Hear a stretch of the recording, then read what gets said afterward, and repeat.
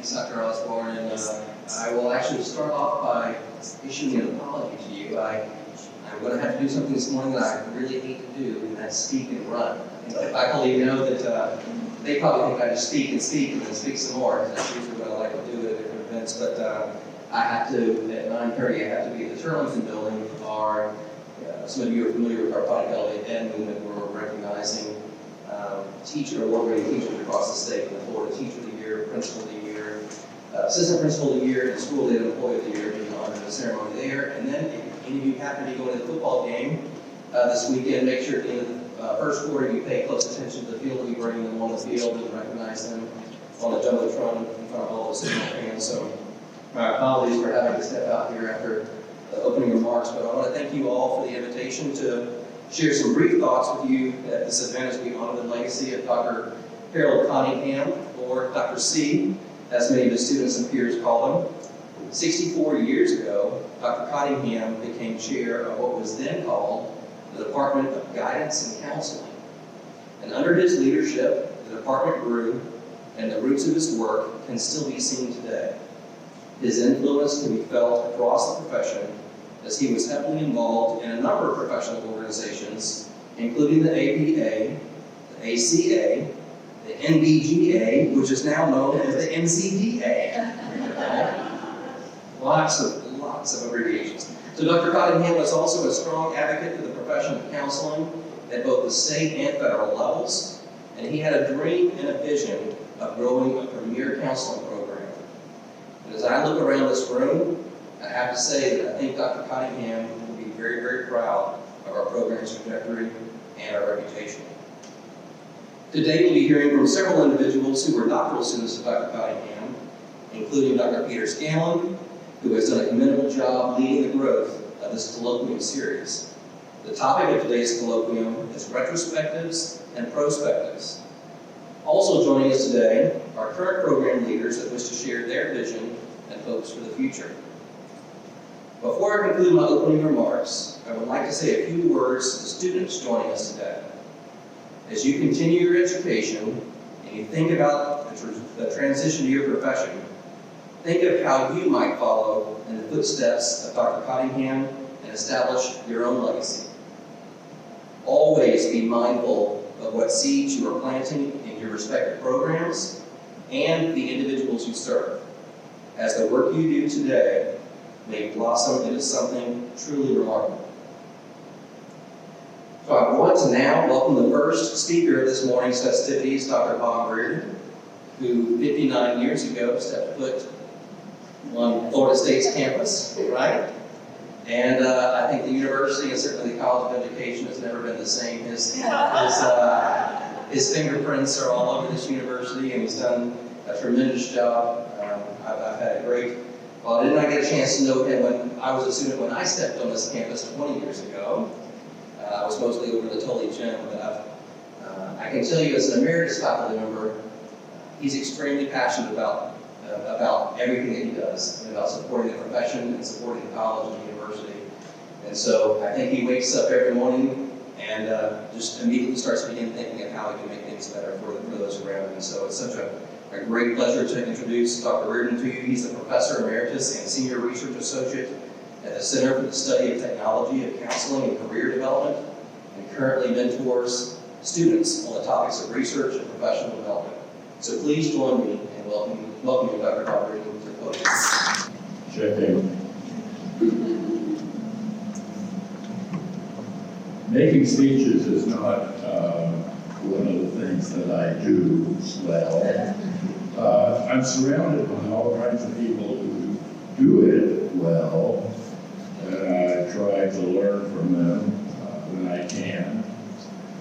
You may hopefully see results of that, positive results of that this morning.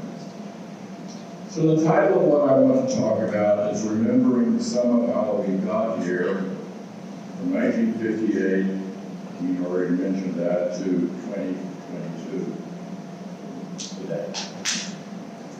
All of us in the Psychological and Counseling Services program, including the program itself, have a story to tell about how we got here. I certainly do, and I'm going to do that in a few all have stories too about how you came here, why you came here, and what it means or what it may mean in the future. I arrived from Texas and began the MS degree in 1963, as you mentioned, and continued with my PhD in 1968, 5 years later. Dr. C was my major professor. I had never traveled east of the Sabine River in Texas, which marks the boundary with Louisiana. So this was all new to me, coming to Florida. I know this kind of journey is also true for many of you who are now students, and some of you I know have come from hundreds and maybe many hundreds of miles away. I hope in the days ahead that I can hear some of your stories about how you got here and why you came. My goal was to become a school counselor. And I came from Texas because in Texas at that time, you had to teach 3 years in order to be certified as a school counselor. And my experience teaching history for 1 semester to 7th graders, world history as a matter of fact, did not go well. So the idea of coming to Florida and getting to be trained as a counselor without having to teach was important to me. Dr. Cottingham and the other faculty gave me a part-time assistantship that included a tuition waiver. Moreover, they put me in the company of 4 doctoral students in the counseling program who also had assistantships. They were all 15 years older than I was, and they socialized me into the program. And I hope those of you who are new students, especially here now, have found someone or some group that can socialize you into our programs. I applied to this program thinking it was in the psychology department. Dr. C explained that it had been moved to the College of Education 5 years earlier, again in 1958, along with child development test and measurements and other applied programs that were in psychology. All of this was unknown to me at the time, and it is difficult for me now to imagine FSU, the College of Education, being the second college created after Arts and Sciences, that there are 18 colleges and schools at FSU now. A lot of things have changed, which you will hear me say over and over again. Dr. C directed the dissertations of 116 doctoral students during his 32 years as an FSU faculty member. Current faculty, if they're keeping track, realize that's about 3.5 dissertations a year. On Dr. C's doctoral list, I was number 59 of 116, and Peter and Carolyn came in at numbers 109 and 110. Like most of you, I arrived at FSU with the idea of becoming a counselor and moving along, maybe going back to Texas to be a school counselor. I knew nothing about this program that Dr. Cottingham had created that has now produced over 2,300 graduates. That's a lot of people. Over the years, more than 10 different degrees have been awarded in this program with names like counselor education, the dean mentioned counseling and guidance, counseling and human systems, rehabilitation services, school psychology, and counseling and school psychology. Most of you are working on one of those degree programs now. And some of you will have graduated from those programs. But something happened, unexpected happened along the way, and I never left FSU, and have been here continuously, as the dean mentioned, for almost 60 years. I wonder if that will happen to some of you, probably never imagined that. I didn't. Given my personal and professional experience, I hope it helps you reflect on your time here, now, and in the future. So I'd like to share two things that I've learned along the way. First, understanding the history of an organization like the program Dr. Cottingham created is important, and especially as you continue with your internships and jobs in other organizations in the future. Learn about that organization and its history and its values. Second, developing a sense of gratitude is important in our professional lives. And I'll say more about that later. So understanding an organization. Given that my undergraduate degree included a history major, I've come to appreciate the larger context where we find ourselves. I came to Florida from Texas in 1963, looking forward to living in a more progressive state with Governors Reuben Askew and Leroy Collins, who were solving all kinds of social problems on this campus and in this state. They had Askew had also just passed the passage of a new corporate income tax. Imagine that. Imagine that happening today. A lot of things have changed, as I said. Politics in Florida and Texas, and there's not much difference right now. And it makes me think,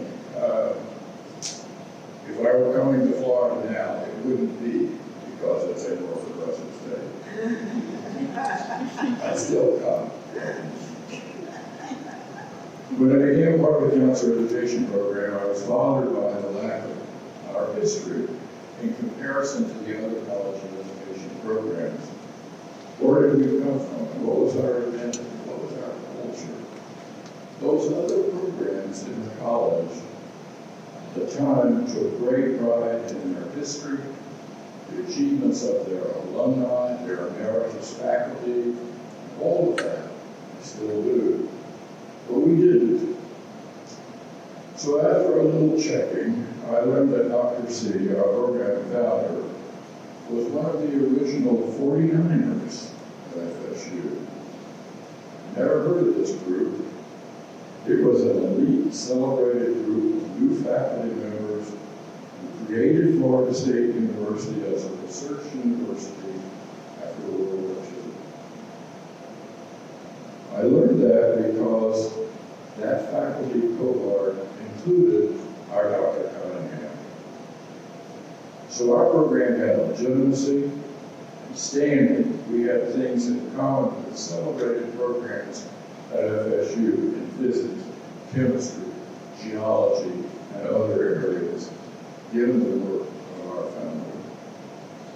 We came from the psychology department and arts and sciences with those other applied programs to college education. To understand our history a little better, I drafted a proposal in 2003 for funding to honor Dr. Cottingham as our program leader.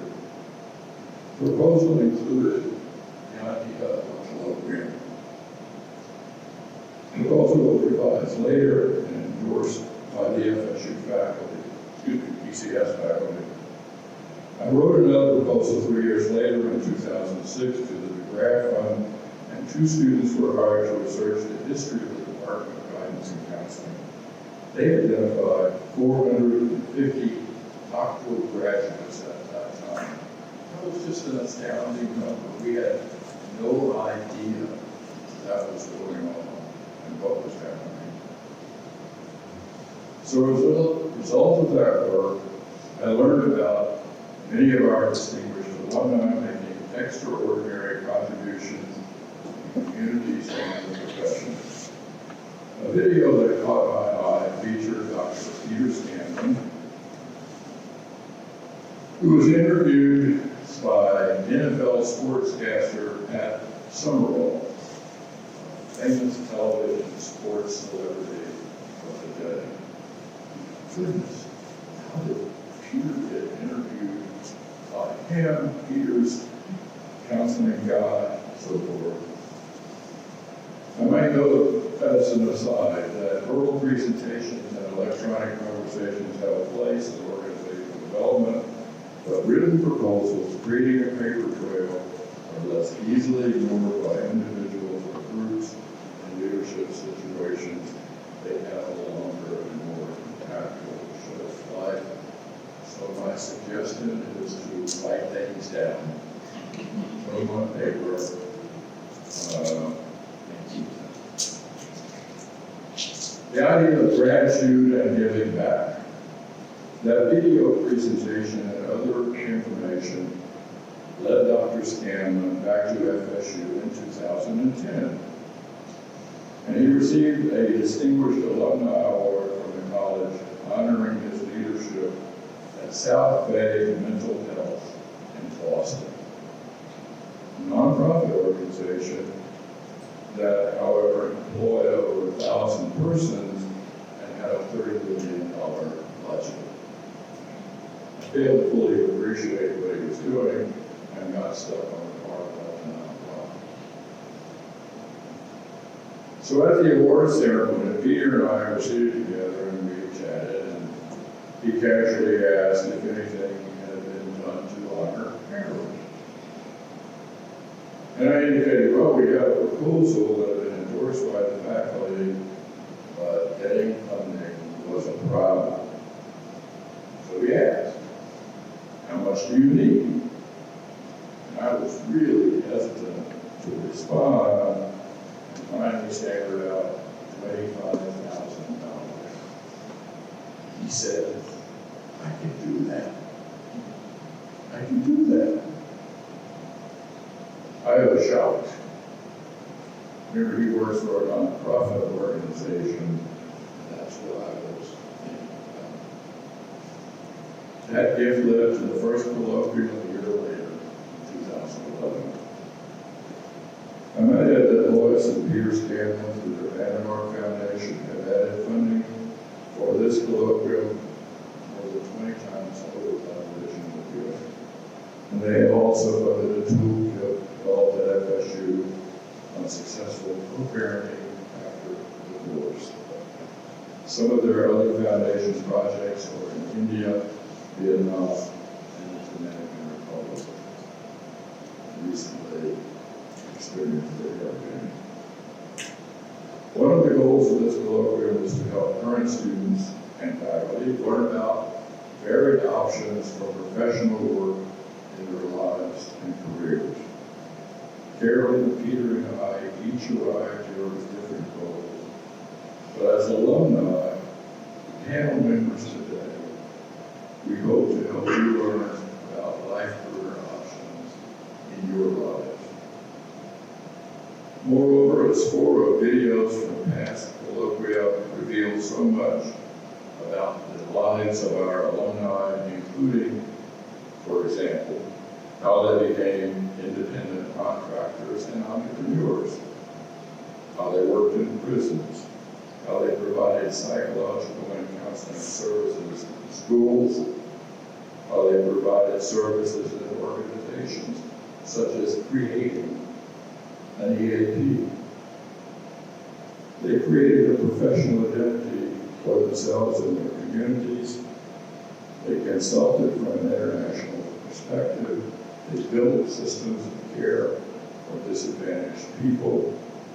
And they gave examples in those videos of how they dealt with stress in their professional lives, including career and family issues.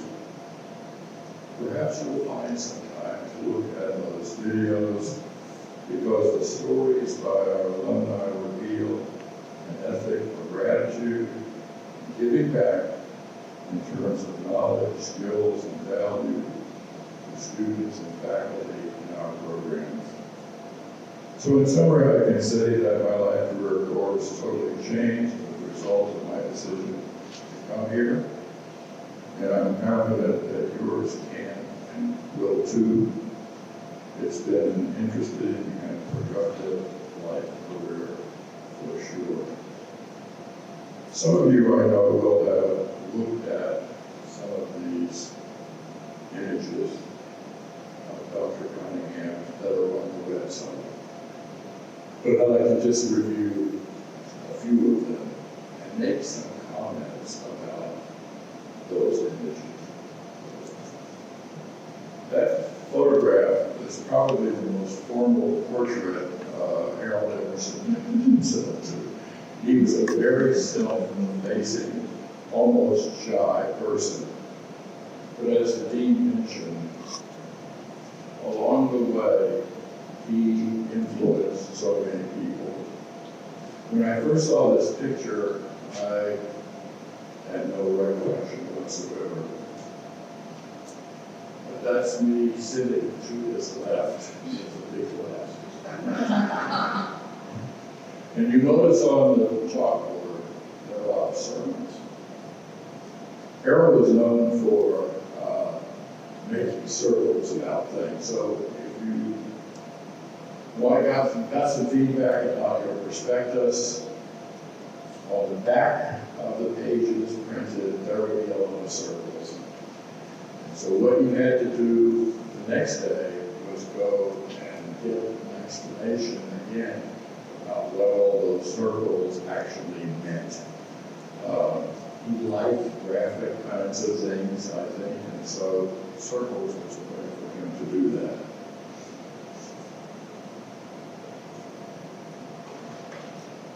I mentioned those doctoral students who sort of took me under their wing.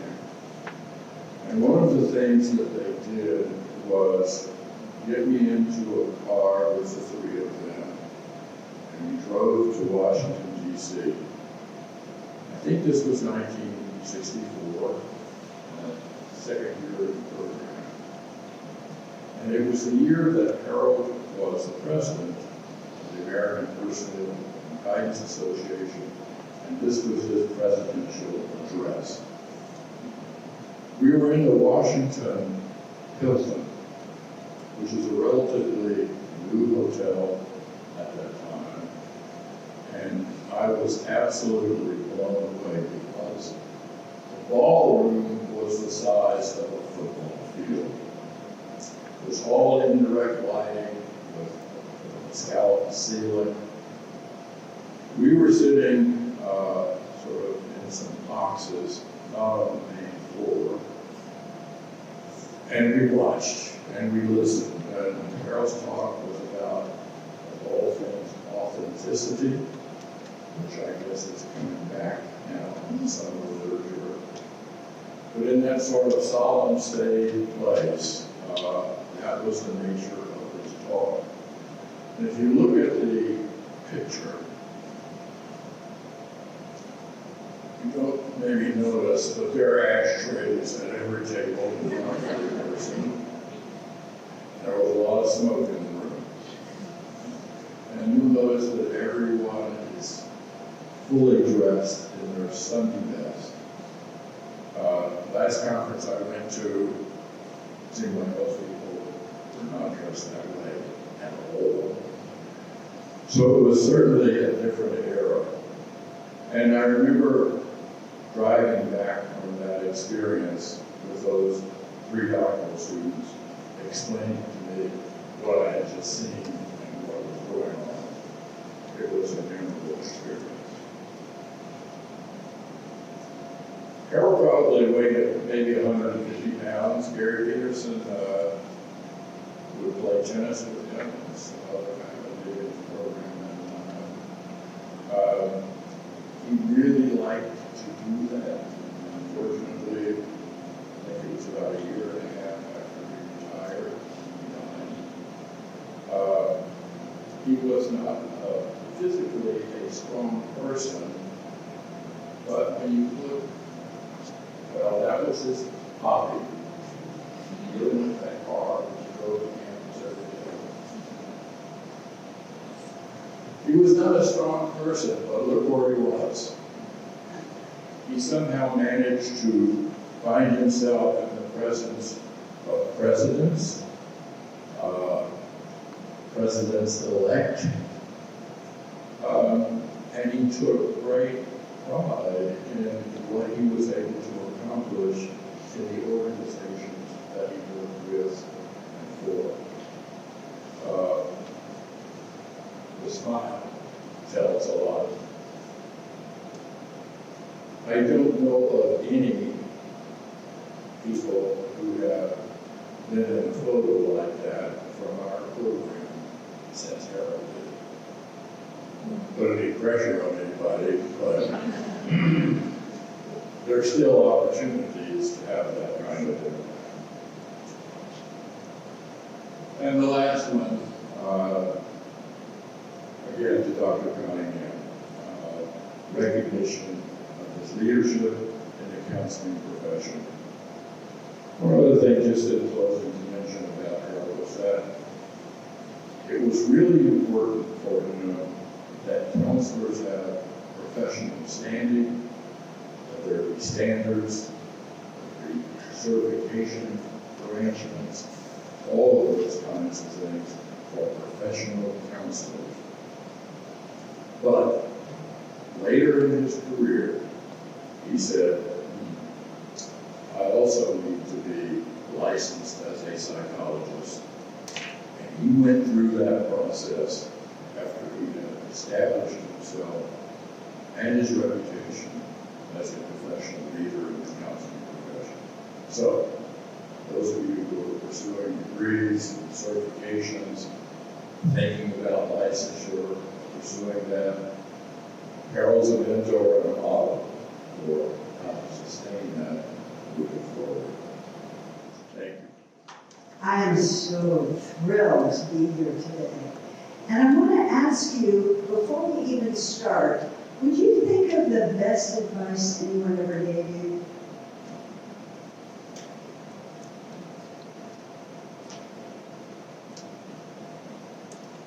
Well, Harold Cunningham said, get your degree. So did my father. Because my father said, the key to success is making every boss think you can do their job. So, I have a bachelor's in social welfare from Florida State University. I have a master's in counseling from Florida State University. I have a doctorate in, and I don't know, you're going to have to help me. Is it counseling and human systems? Is it human services and studies? I got both. So it depends on the job. If I go in and they want me to be organizational management, testing, evaluation, then I'm human systems. If they want me to do therapy or understanding or supporting people, then I'm going to do the counseling. And I'll go either way because I'm literal. Oh, by the way, all this stuff that's going on in the world right now, and people say, don't talk about it because it's political. It's not political. If you think about the universe, the earth, the environment, the water, women's bodies, excuse me, that is not political. It's much bigger than political. And I would say, if somebody says to you, I don't want to hear it because it's political, the answer is no. It's much bigger, and you have to get your head right. It's bigger. Okay, so, you see this up here? This is kind of garnet and gold. So I realized as I was working on my PowerPoint that I had the theme colors of my slides. And so I said, I need garnet and gold. Why do I have this blue and yellow thing? And so I went into PowerPoint and I could find red and yellow. I said, So I finally found something that looked garnet and gold, and I sent out to everyone, can you get this garnet and gold to work in PowerPoint? I would say 20 people told me no. Is that crazy? So, why are garnet and gold hard for PowerPoint? I don't know, but if you want to have something to complain about, garnet and gold should be right there. Right now, I kind of like the green and orange and now I'm in Georgia, so my car tag says Georgia, FSU. It's FS 198B. That is my car type. No, it's 189B. But it doesn't matter because you're not going to go on a car anyhow. Which happens to be a Camry hybrid. And coming down here from Atlanta, I got more than 50 miles to the gallon, and I didn't really have to stop to get gas. So everybody who says, I can't buy an electric car until Tesla puts in all their plug-ins. Here's all kind of hybrids now. Okay, so can we go to the next one, please? All right. People say to me, you need help. You can't get up the step by yourself. Well, I've had several surgeries and the doctors do not want me to fall. So I went to a physical therapist and I said, well, how do you walk with a cane? He goes, I don't walk with a cane. A cane makes somebody punch over. You need a walking stick. Now, why do I need a walking stick? Because at the bottom of this, if you take this off, it's a spear. Do you know what it is? If you hear the sound silver alert, code silver, that means there's an active shooter. So I spent this morning on code orange. I looked at every one of you. I looked to see what weapons you had. I watched the door, because I'm always on code orange. Because I'm little, and somebody can knock me over so easily. So I go, and you're going to hear it, and you'll see in a few minutes, I go to active training at Reardon Memorial Hospital, who you may have heard a lot about recently, and I'm always late. So I figure I walk in late, they're going to be doing an active shooter thing, and what would I do to try to help the crowd? So I walk in, and I have my two sticks, one with a point, and this one is quiet, and I walk in, nothing's going on. Everybody's just sitting there eating something, nobody's looking at each other, nothing. And I'm looking around the room, and I go, well, where am I going to sit? How am I going to help the crowd? And I said, I know that door, that's a handicapped door, I know how to get out that door. So I was completely prepared, went down to the front, and every time one of the trainers looked back, I looked back. Because I'm ready for the guy to come with the gun or the whatever. He didn't come, but I want you to know, in this building, all of a sudden they say code silver. That means there is an active shooter, and your job is to run. Don't try to figure out what's going on. Don't be a psychologist. Put your animal brain on and run. Because the best way you can escape an active shooter is to not be there. Okay. So, people are constantly telling me solutions. Why don't you just do this? And what I say is, if the solution was that easy, I wouldn't have a problem. You would not believe how many people tell me how to walk through a door because I'm slow. They want to stand in front of me. Like, why are you standing in front of me? Oh, I want to help you. Well, if you can move 2 steps to the right, that would help me much better. I don't know why this just came up in my mind, but one of my friends and I were talking about what are the songs that have influenced you in your life. And she started singing, there's a bad man on the right. And then she changed it to, there's a bathroom on the right. And it turns out that the people who wrote the song changed it to, there's a bathroom on the right. How many here have never met a bathroom they didn't like, that they want to use? Who stops whenever they walk by a bathroom? Well, that's because you're young. All the old people. They stopped before. They said, what if I'm going to need to go? And you can't hold it when you get old. I see a few people who are over about 50, so young people. Don't wait until you can't hold it anymore. Run in and pee as hard as you can and get out of there as fast as you can. No. It teaches your bladder to fail. It teaches your pelvic floor to fail. Then you may not know this, but I was talking to my boss, and he goes, well, I'm over 50, so let me tell you about prostate problems. So men, It may not be that you have to go and pee really fast and you have this teeny little screen that always wants to come and never comes. Why am I talking bathroom stuff?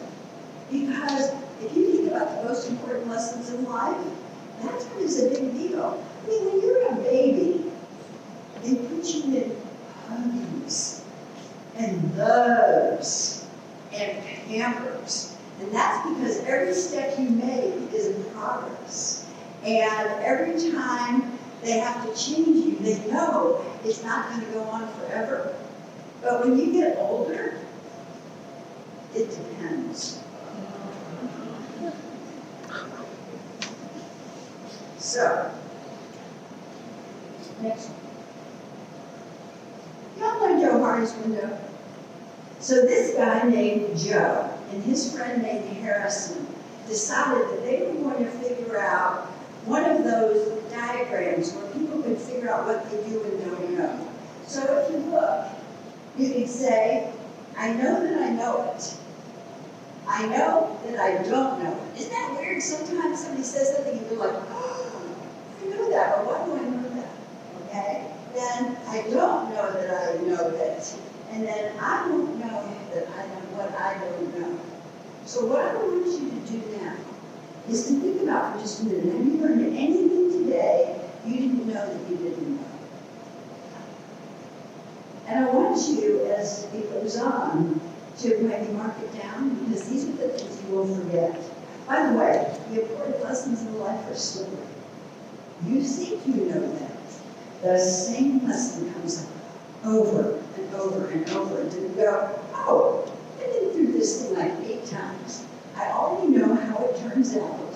Why am I going to do it like that again? And then you change.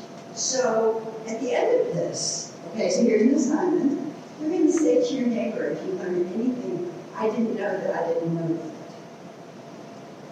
The way I find out how people, what's really going on, is I ask questions and then I hush. Now, you probably don't think that while it's talking, but I really do. So, 3 days after I started working at Emory, in Emory's Urban Health Initiative, in the School of Medicine in the Dean's office, somebody took me out on a bus with a bunch of people, and we went to the Rolling Bends community. Very low income people with lots of kids, and I'm talking to 9 women. And I just inadvertently said, so how do you get to the grocery store? And 9 women said to me, we call the ride man. Who's the ride man? Now, this is 2011. Who's the ride man? Well, the ride man is a neighbor with a car. And he will take you to the grocery store. He's got an egg timer. And when you get out the car, he turns it over. You pay him $30. And you have a jog shopping trip for 30 minutes. And if you're not back out in 30 minutes and you don't feel like staying, you lost your money and you're out. I'm like, I never heard of the ride man, but I'm not into it. I don't like it. Because this is what happens when you jog shop. I know because we put together a transportation ministry. And we got a Presbyterian church and a daycare center and a pastor to get a school bus. And we started taking people for $1 each way. And if they brought their kids, each kid cost $1 because we wanted them to leave the kids home so they could shop. So we take them to Walmart. That's where they wanted to go. And as soon as the bus stopped, all of these, mostly good-sized people, get off the bus and start running. I said, I can't run that fast. So I got off and I started running and chasing them, and they're all the paper towels. And I said, why did you pick 99-cent paper towels? And they looked at me like, stupid. And they said, because it's the cheapest. I said, it's not the cheapest. If you look here on the unit price comparison, you'll see that for an extra 21 cents, you'll get twice as many. And they said, when you jog shop, you never look at unit price comparisons. But okay, we got it. And then they're gone. I'm like, where are they? I'm running after the cereal. And they picked the cereal for $1.21. And I said, well, why did you pick that one? They said, because it's the cheapest. I said, no, it's not. Look at the contents. This one grams of protein. Mine has 10 grams of protein. So what is better for 21 cents? 2 grams or 10 grams? And they go, well, when you job shop, you don't have a chance to do that. So they keep going and going around the store, and we got to the end, and my boss, Dr. Moore, kept taking junk out and saying, don't buy this. They go, no, this is what we eat. And it was very interesting to watch him take it out and say, dude, this is what I want. So when we took them home, we helped them with their groceries and how to get home safely. But they had to do it on the bus. They have to walk 3 blocks to the bus with their kids, and then they have to get on the bus. And when they get ready to get home, who do you put on the street first, your groceries or your kids? It's impossible. Somebody isn't getting taken care of right away. So we did that for a long time, and now what do we have? Uber. Exactly. So I talked to another 9 women, and I said, how do you get to the hospital when you go into labor? I am a labor and delivery doula, so I help with the emotional part of labor and delivery. And they said, 9 women, different 9 women. We call 911. Well, I've been doing births since 1970 something. In fact, at my graduation in 1980, I was carrying my goddaughter around while I was in my full regalia, and she was 8 years old. So, turns out that they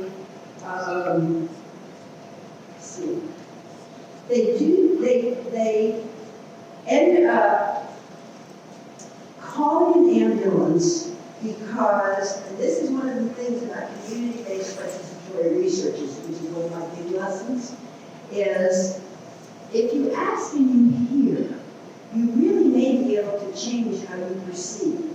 So I call 911 when I'm in labor because a cab will not reliably come to my neighborhood. They're too scared. I'm not standing out in the middle of the night in full labor waiting for Amardos. My mama has a car, but she says if my water breaks in her car, she will never forgive me, and she has not given me transportation to the hospital. There's no one else around who's paying attention. If I call 911 and go to the hospital in ambulance, maybe I'll get better treatment and better care. And number 6, it's our culture. So I knew that calling an ambulance was completely different, even though I discovered it cost $2,300 for that ambulance to come. And if the fire department comes too, there's another $300, so there's $2,600, and the hospital, the ambulance service will get back $300. So it's kind of like this really crazy world where you really need to listen. So now we work with women on having good transportation services because we know that they got to have it. All right, so next. There's me. This is August. So I got a call about a month ago.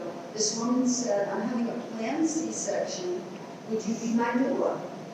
Well, I haven't been to a planned C-section in a while, and physically I can't really do the kind of care I would want to give. So I said, yeah, sure. And the first thing I thought was, what is she having a planned C-section? How come she's not going to have a VBAC, a vaginal delivery after a C-section? Well, the doctor doesn't do that. I thought, but I'm not medical, I'm not going to say a word. So we get into the C-section, and he says, oh, this baby's position is we could have tried a VBAC for 36 hours and we'd be right here. That was the right choice. And he looked at August and he goes, and Shaniqua, this baby is a real man. And I mean, he is a real little man. And he's already breaking collars.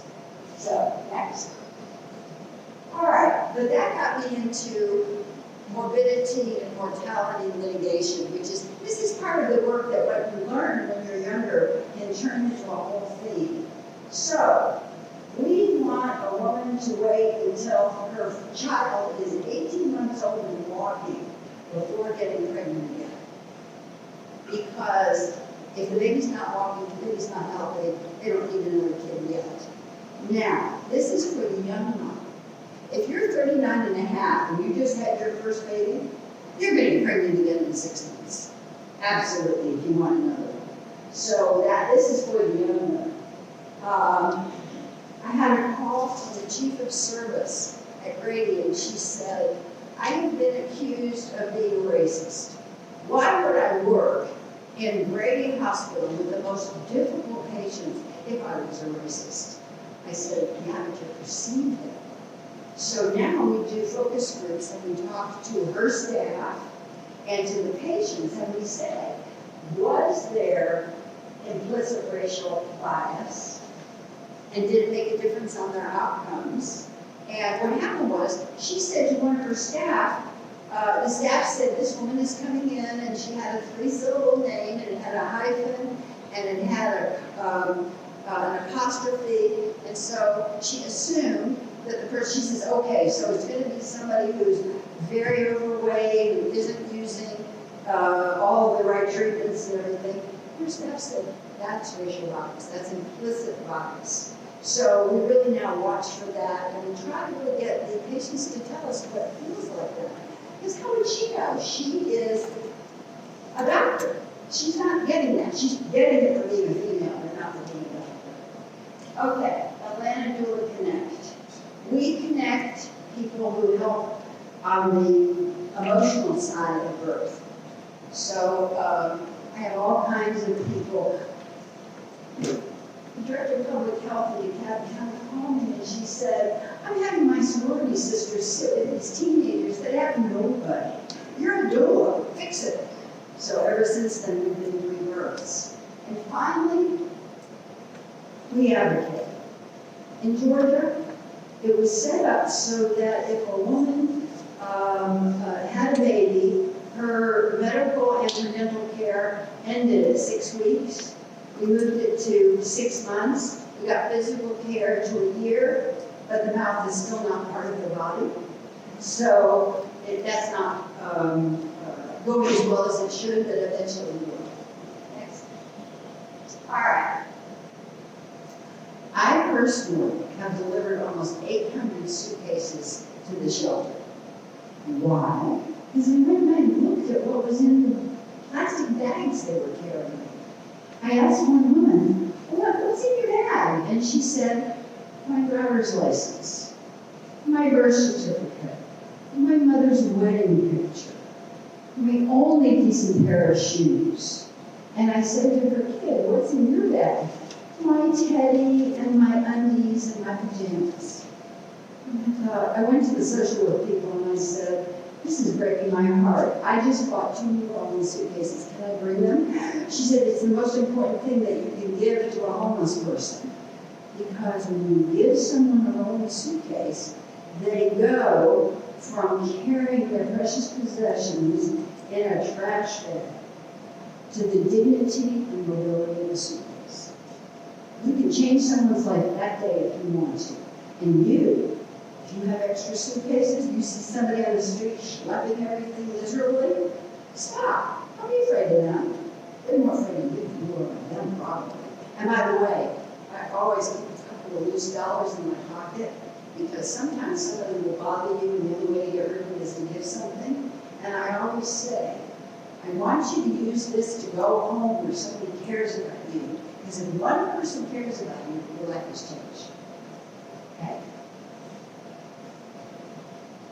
You know the drill. You hear code silver, you run. So, my boss is chief of otolaryngology at Reardon. And I read that the firefighters were using cancer-sniffing dogs because they needed to know if they had cancer, and young people can get it when they're firefighters because they're involved with all these chemicals. So we arranged to be able to have our patients breathe through gauze in a mask and send it. And we're the place that in Florida that has the dogs has learned how to identify ear, nose, and throat cancers. But the dogs are special, are generalists. So any cancer in your body, the dog will find. Then you have to figure out what it is. But PET scans are expensive. And we can get, we have 100 free tests when we want our patients tested. But then we can probably do it for about $30 a pop, which is a lot less. So there's all kinds of ways, if you're willing to sort of let your imagination move on. Okay?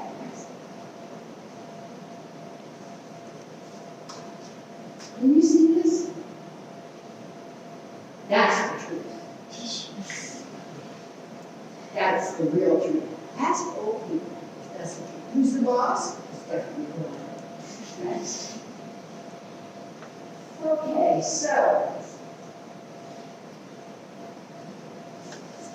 we put the first organic teaching garden in the parking lot of a low-wealth neighborhood grocery store.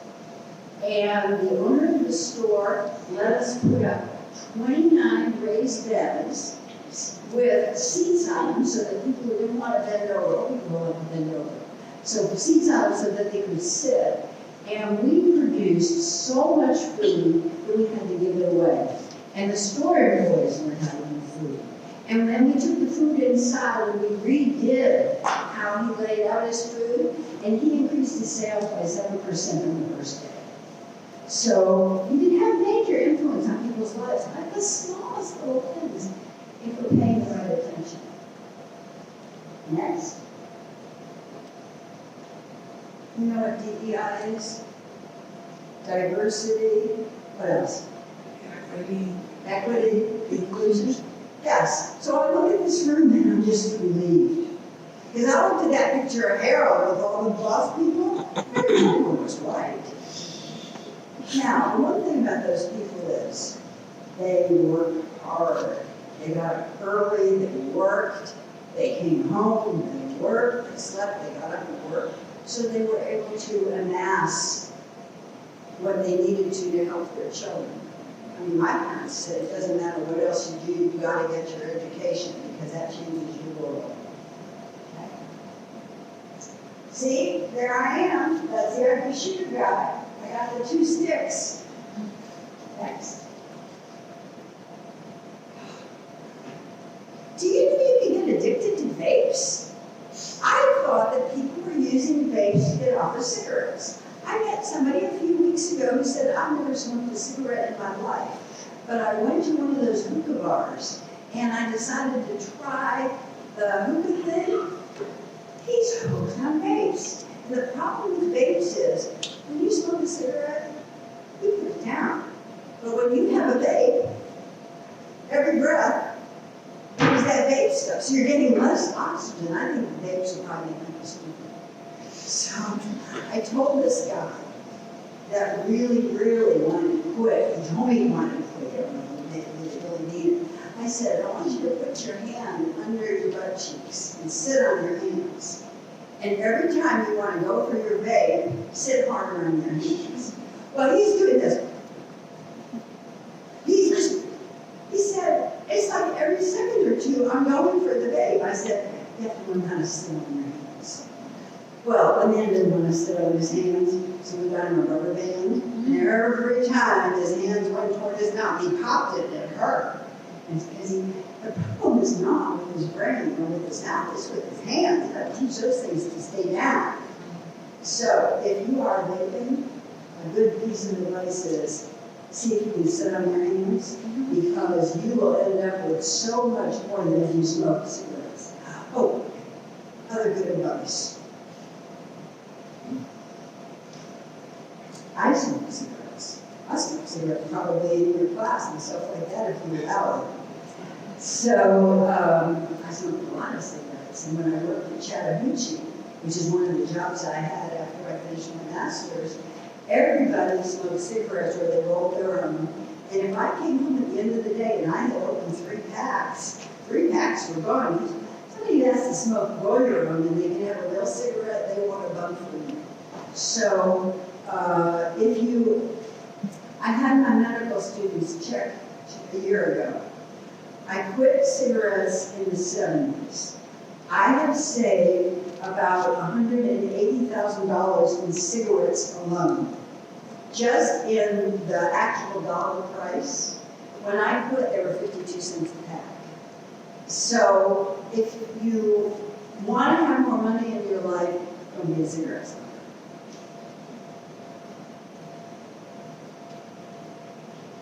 You mentioned a little bit about prisons. Women in Georgia who are going to give birth have been going to Atlanta Medical Center, which is shutting down on November 1st. Well, I wake up in the middle of the night and I go, I want those births. I want to bring them to grade. I always want those births. So I send a message to my boss in the middle of the night. I get a call an hour later from the chief of service at Morehouse School of Medicine saying, Dr. Moore is brilliant. He wants me to check on these people. Yes, he's brilliant. Do it. So hopefully next time I see you, we'll have those births at Grady and we will do good care for the women and the baby. All right. You all know about red flags. You know what red flags? Would you just take a minute and look at everyone? Count how many you provide to others.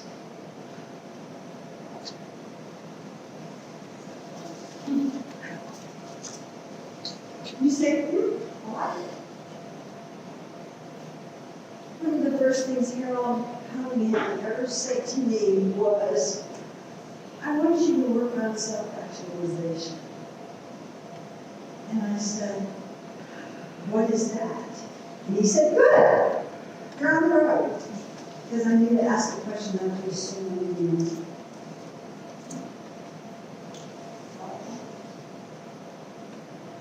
Did anybody discover something that they didn't know they didn't know? Would you raise your hand if you did not discover anything new? Raise your hand if you did not discover anything new.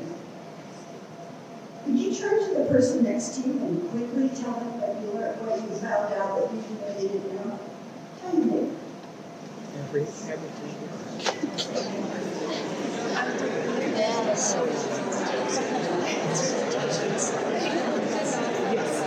Yes. I think everybody learned that just now. She read it.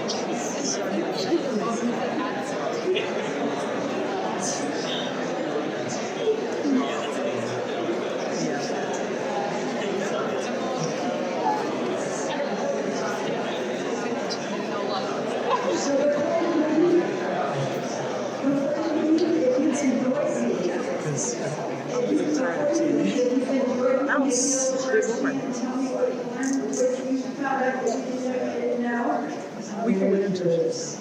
And by the way, curiosity is the most important thing. If you go to a doctor who is incurious, fire him. With that, I have enjoyed being with you tremendously, and Bob, you're going to have to tell me what my next move is. Did you say sit down? Here or down there? Wherever I want? I'm going to sit over here then because, one thing. If you don't have good balance, you're using a walking stick. Put your shoulders back, right? When you're sitting, put your shoulders back. When you get ready to turn your head, that's when you lose your balance. Turn your shoulders with your head, and you won't lose your balance. And with that, I think balance is probably one of the ways to go. Thank you, Carolyn. That was really interesting. And to talk about those topics and make it fun was great. Well, I went through the same program as you folks are involved in that. And I prepared myself for a career. I had my thoughts about what this career was going to be. Seems it wasn't like that at all. So I'm going to talk about how things changed during my work life and how I think they're going to change during your work.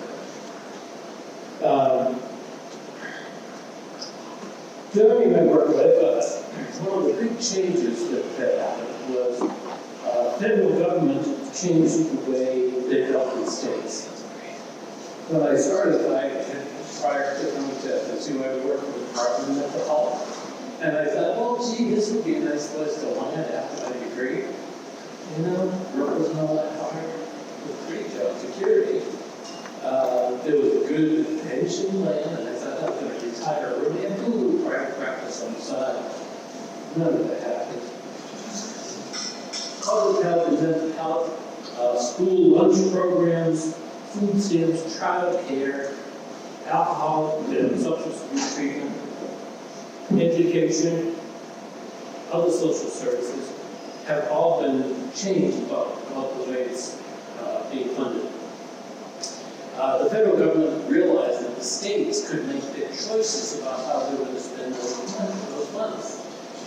And to make things more consistent with needs of the states, the wants of the states, and most importantly, when it didn't work, the feds could blame the state. Very important. In funding Medicaid, there's two lists. One is the list of things every state has to provide. Basic services for children, internists, those kinds of things. And then there were things that it could provide if it wanted to. One of those things on that list is outpatient mental health services. And the states could just decide to do that or not. Every state has a match. So if the federal government pays part of what the Medicaid bill is, and the states pay the other part of it. I come from Massachusetts. In Massachusetts, states pay 50%, feds pay 50%. In Florida, 40% the state pays, and the feds pay 60%. In Mississippi, it's 22% of the states. So states have an opportunity to gain federal dollars.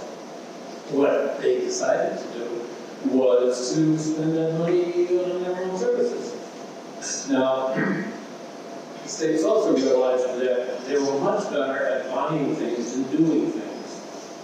That it was very difficult for a state to get civil service people to perform services, and that if they purchased those services through a contract, then it was easier to manage the contract. It's tough to manage civil service people. It's easier to manage contracts. And so services shifted from governmental employees to private corporations. Now, when they say private, they wasn't not for profit, but at least they were on contract from the state.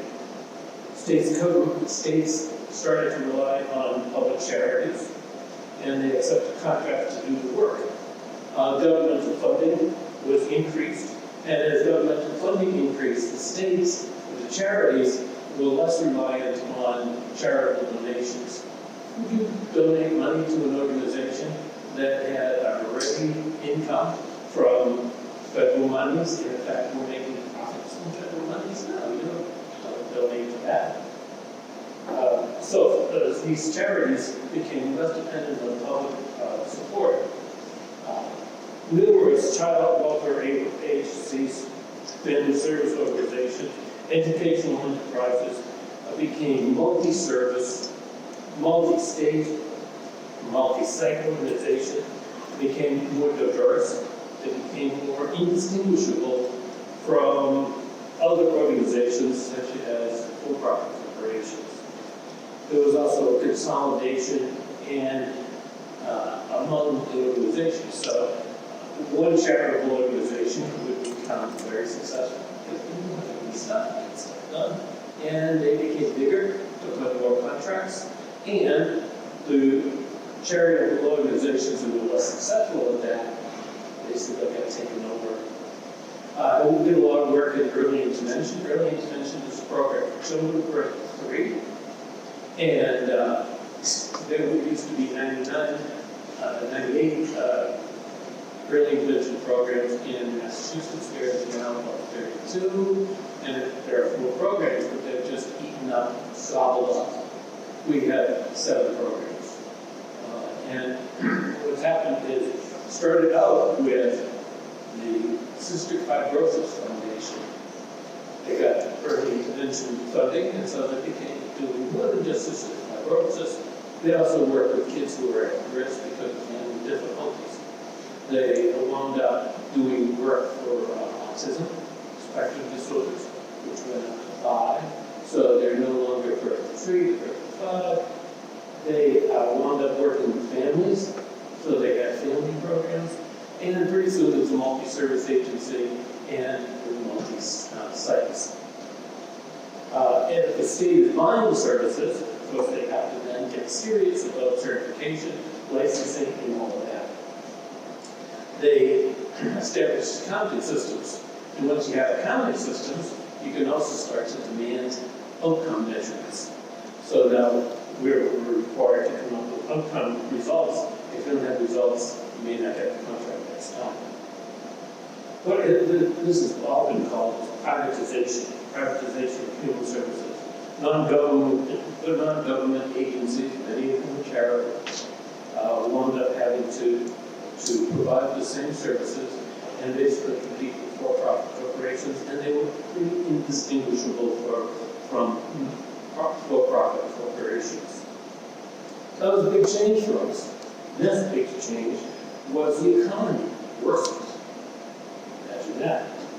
In the 1980s, the economic and social service affected human services because there was an increase in unemployment. Inflation helped to swallow the ranks of the already poor. We used to have families that were traditionally poor. They were poor always. Couldn't remember when they were poor. And now the average length of time that a family is on public assistance is 18 months. So we still have those that were traditionally poor. We also have families that go through periods where they're disadvantaged. So there'd be a medical emergency, divorce, loss of job. So the families that we work with started to change. During the 80s, what we found was that there are more children in poverty. There's also a shift in the drugs that people used. When I started providing services, we had alcoholism and heroin. Those were the primary kind of drugs. We had cocaine, but that was mostly functional rich people that used cocaine. Then they developed crack, which was cheap. Cheap, and all of the difference of the eye was different. People were more likely to engage in violent activities. And there was no association with crack. If you have to have crack, you always want more crack at the same time right now. If a heroin addict takes a hit, they're good. They have another hit in their pocket, they'll save it for later. Another crack. And of course we got meth, synthetic opioids. So that has all changed the way we deal with substance abuse. The changes, population is aging, and it's still aging. We had an increase in adolescent pregnancies. And of course we had the AIDS epidemic. We learned a lot from the AIDS epidemic. It changed the way we thought about substance abuse. When I first started, we were thinking, well, the only way to really get sober is to get sober and just have complete abstinence. We had to give up that thought because people were contracting AIDS through intravenous drug use. And you couldn't condemn some people, so still out to be an addict. But you would also develop a life-threatening illness. The recession of 2008 and 2009 happened, and many people bounced back from that. The economy was good, housing prices went up, lots of people bounced back, and so we started to believe that that's how things happen. There were cycles. Lots of people didn't bounce back, still haven't bounced back. Yet we still have to believe that there'll be a recession, that people will bounce back. Some people do, a higher percentage of people don't bounce back. The income gap has widened during this time, and that certainly has continued. Another change during my past 4 years or so is that we had sexual abuse disclosures that affected education, religion, health services, and now we've come to not trust institutions for good reasons. So that's a couple of the problems that have changed the way that we work. I I'm looking ahead at what's going to happen over the future years, during your careers. There are problems, and these problems are actually coming to a crisis. One of the first problems that I think about is that there are not enough trained counselors. We call this mental health crisis. And it is that, because there are not enough trained counselors. The Services Administration estimated that there are 40,000, there are 29,000 marriage counselors in the country. We need 40,000 or 10,000 share. Psychiatrists, we have about 45,000 psychiatrists in the country. We need another 15,000. We need at least 60,000 psychiatrists. Mental health counselors, we need 27,000. Social workers, we need 50,000. Psychologists, we need 57,000. School counselors, estimated that we need 78,000 more school counselors. Where are they coming from? Those shortages are due to a number of factors, one of which is those who are currently in the field are aging out. And they're aging out and they're not being replaced because people are not, we're not graduating as many professionals as we need.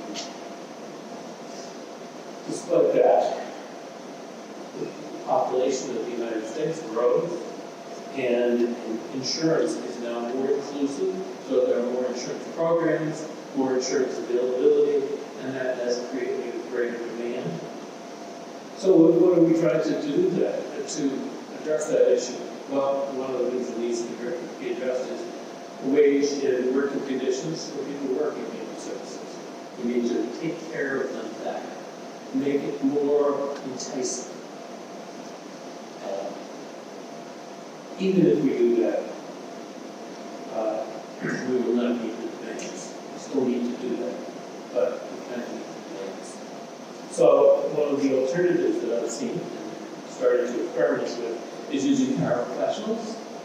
Paraprofessionals who are trained to do very specific tasks under the direction of folks who have a more comprehensive training. We're training people to do things like to be parent coaches, family support workers, recovery coaches, life management coaches, which is a specialty within the autism spectrum disorders and Asperger's, case managers, youth mentors, peer advocates, and the list goes on.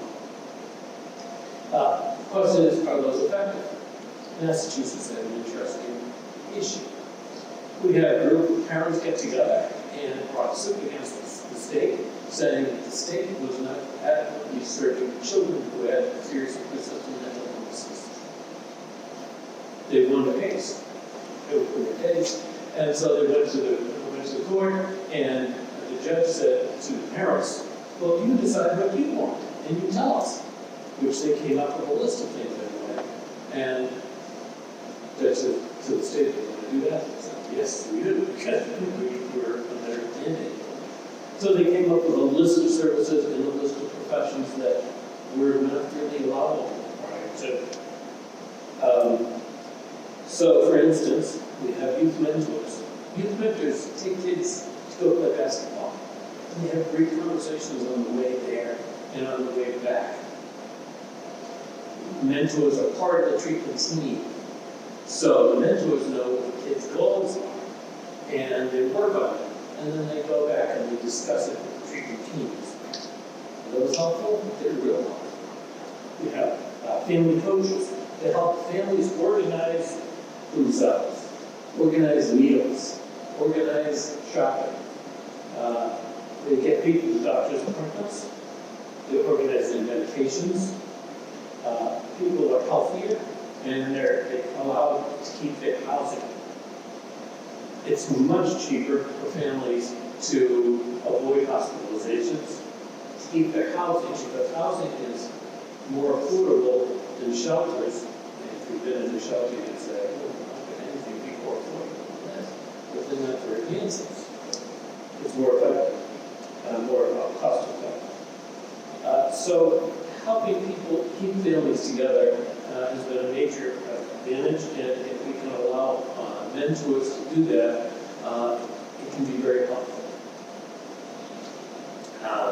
Because of the changes that came out of that, the federal government, Medicaid, decided that they would fund those services, and rather than match it at 50%, they matched it at 80% to encourage the services to be able to spread to other states.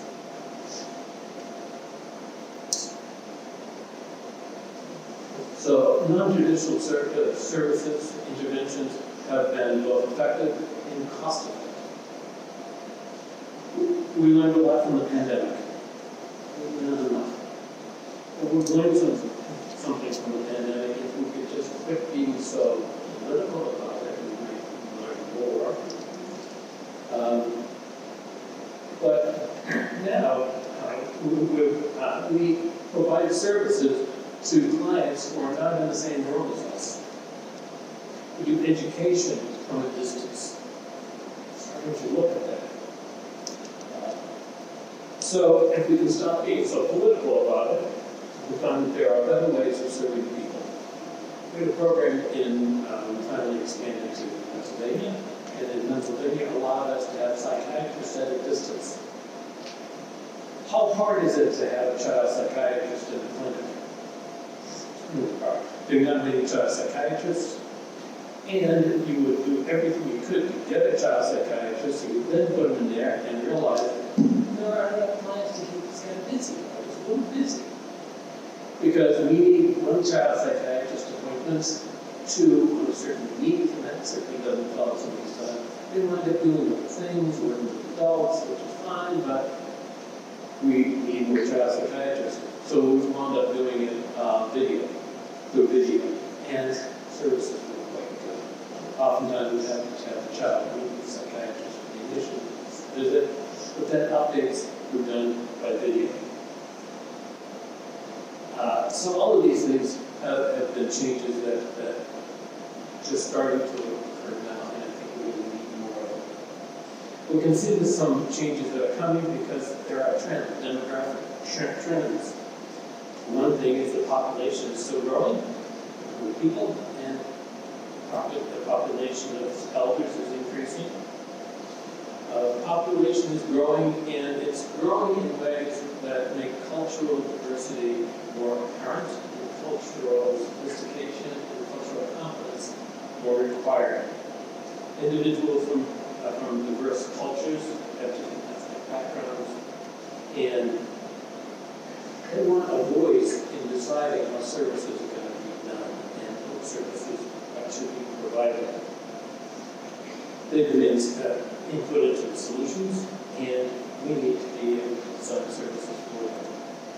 So we need to be culturally competent. When I say culturally, I don't mean ethnically, although that's certainly part of it. We need to be more aware of ethnics, diversity with regard to ability. Those who have disabilities certainly require sensitivity to that. We need to be more sensitive to gender differences, gender selection, gender identification, sexual orientation, and we need to be more inclusive of that. We have to have solutions that are designed for that. We know, next issue is that income is changing and it's still a problem. The rich are getting disproportionately richer, and poor people are getting disproportionately poor. The Economic Policy Institute observed that between 1979 and 2012, the top 1% of the population increased their income by 200%, and the rest of the population increased their income by 35%. That made the bad situation worse. It's inevitable that this is going to come to a point where we are going to be in a situation that people cannot buy the goods that they're producing. That's what caused the Great Depression. It could happen again. This problem was created. It is not inevitable. There are things that we could do to change it, that we need to do to change it. They're not hugely difficult to do. We need to make some changes in taxes, in wage regulation, in trade policy, and labor policies. Richard Wright, the former Secretary of Labor, said the most powerful force in America today is an anti-establishment anger. And that's an anger that's related to unfulfilled expectations. You're going to deal with that during your working career. Your education will try and prepare you for your career. But the reality is that it's difficult to prepare you for something you're not sure what's going to happen. Life has a way of changing. One thing that we ought to be doing now is decide what won't change. What is going to be consistent throughout all of the problems that we have experienced during our tenure. And there are some things that will not change.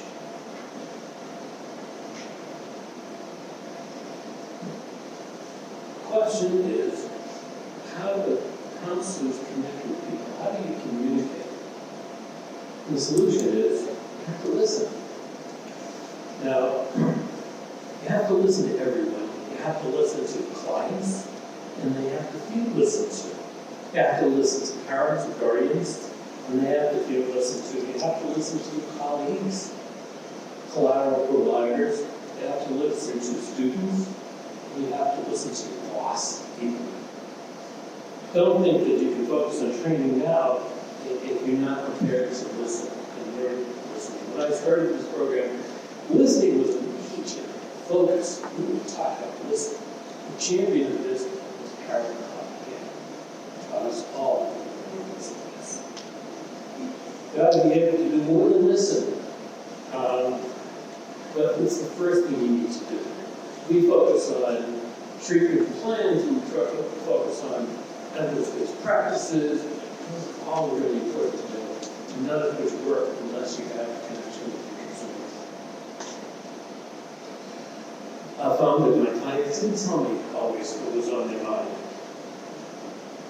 They didn't tell me what was on their mind because they weren't always sure that I was listening. I had clients who told me that they had been sexually abused.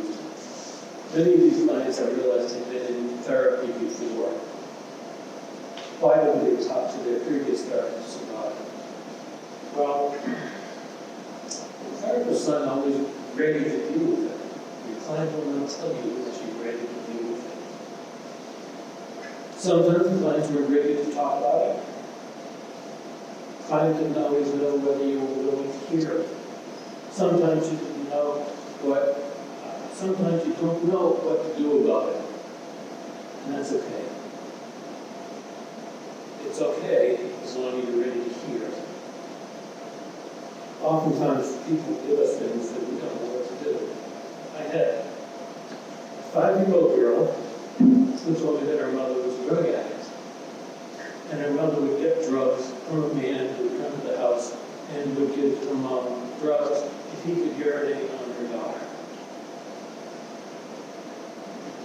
I don't know what to do with that. But I needed to listen to it. You need to listen, and you need to be a witness to their lives.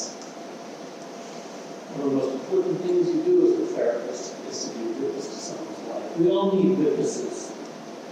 If life can be lonely, and you develop a witness, it doesn't promote change. People get stuck. They feel invalidated. They don't know whether their experiences really happened or whether they really count. They do. As kids, we get a boo-boo and we run to our caregivers. And the caregiver will look at it, maybe kiss it. That didn't really help. That's not medicine. That's really what we needed. You'll learn a lot of interventions. You'll practice them, you'll get them down right. And then the client will come to you, have 380 problems. Nice. There's no critical pathway for this. Do you best you can. You can always listen. Second thing that doesn't change, and that you always need, is humility. Don't assume that you know too much that you really don't. Much of what clients need to get from you, what families need to do, is to feel that you're with them and that you have the humility to listen. I would go to, we developed programs to do work in homes. We went to clients' homes. Found that it was easier for clients to get services in their own homes. They felt like they had some control. They did have some control. I was a guest, they could tell me to leave. I saw them in real settings. And oftentimes, people would come in and they would offer me something. They would offer me a family, would offer me a cup of tea. I hate tea. They would offer me tea, and I always took it. Because they used a new tea bag for me. And I saw other people were not using new tea bags. Tea bags were used. And I always took it to honor their generosity. Humility is about honoring people's generosity. I learned more from them about generosity than I ever learned from going to high-priced donors' dinners.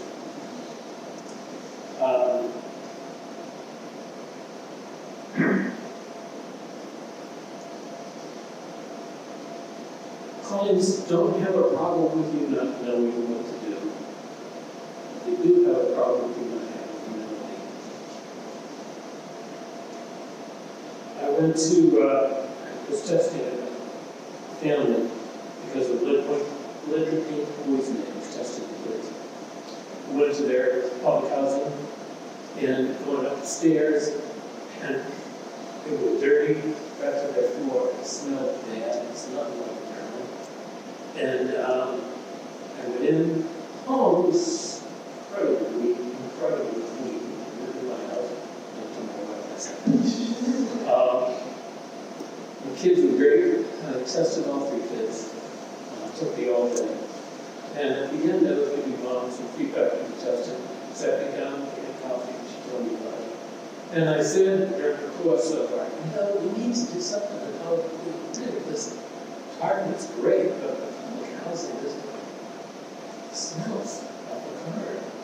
And she said, no, you should get involved with those. You can have this association, you can volunteer. And I pushed it, and finally she said, look, when you smell bad, I tell my kids to go urinate in the hallway. It keeps the ash from shooting up there. That's where I started to learn humility. I didn't know anything else right now. Third thing that sticks with you is believing your client. Every family wants to do the best they can for their children. Even if drug abuse gets in the way of that, it doesn't change that truth. They want to do the best for their children. I've seen families do strange things, ununderstandable things, but that reason is still true. I had a mother who was a sex industry worker. She worked at nights. She left the house. Kids unattended. She had cleaned up the kitchen cabinets and put them in the kitchen cabinets, locked it, went out, worked, came back. She needed to stop doing that because it was fire hazard and all that. The reason she did that, she referred to me by protective services. The reason she did that is she cared about her kids. You have to learn from your clients. I did a sexual offenders group. One client came to the office accompanied by a correctional officer. He was in handcuffs and leg shackles. His hands were cuffed to his waist. They unshackled him when he got there. He was a dangerous guy. I was scared, frankly, but I was still scared. One group, I read The Runaway Bunny. Child goes away, and the mama says, you can fly away if you're a bird, but I'll be a tree, and you'll make a nest. Finished the book, looked around the group.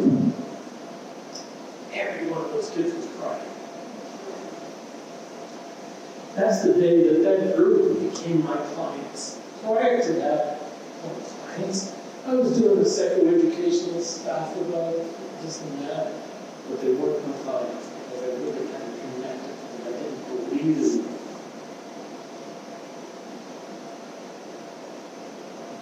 I have to know that every one of them is someone else's child, someone else's brother, someone in love with them. I need to know that. A fourth thing that will change is culture. Culture is important.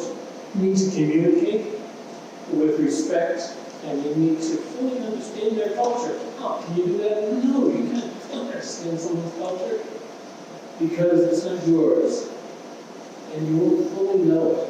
But you need to respect it and listen about it.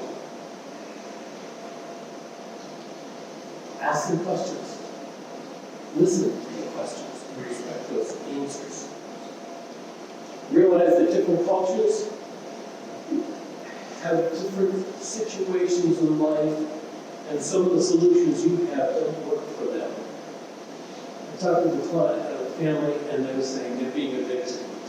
I know all about eviction because I have a good friend who owned property and had to evict people. It takes 2 years, and you have to move their furniture and stuff.